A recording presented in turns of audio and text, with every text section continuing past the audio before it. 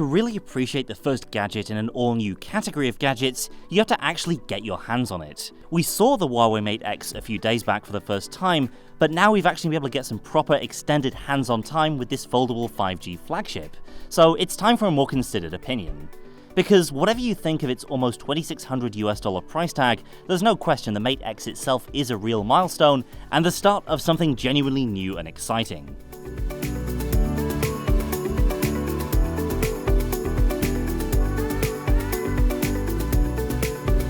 So first, a quick recap of the basics. This is an 8-inch tablet-like gadget that folds in half to form a main screen area at 6.6 inches and a secondary screen area around the back at 6.38 inches. You've got 3 cameras in the current model, not clear if that'll change somewhere down the line, we were originally briefed that there'd be 4.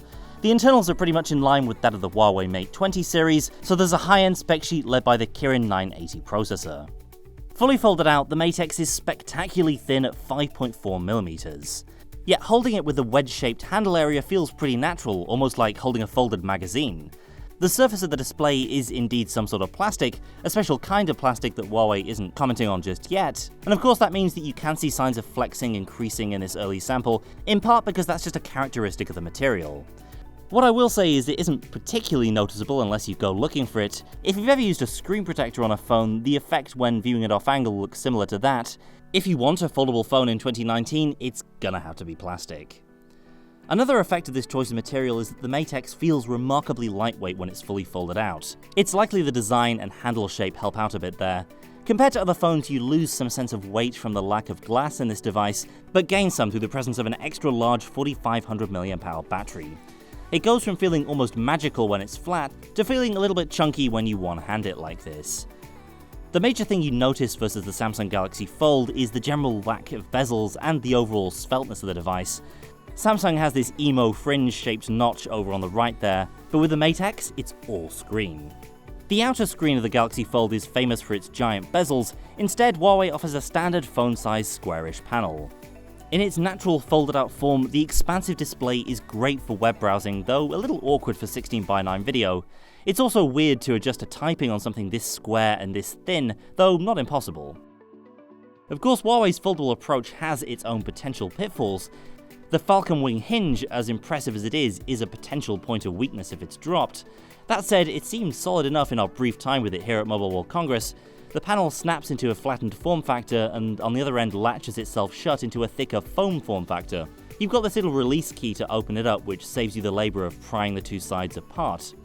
And that sounds like a small thing, but it's one of the many design and usability choices that you need to get right to make a good foldable. For example of how the wrong decisions can make for a bad foldable, look no further than the old Royal FlexPi that got a lot of press last month at CES. The Mate X, on the other hand, is infinitely more refined and better designed.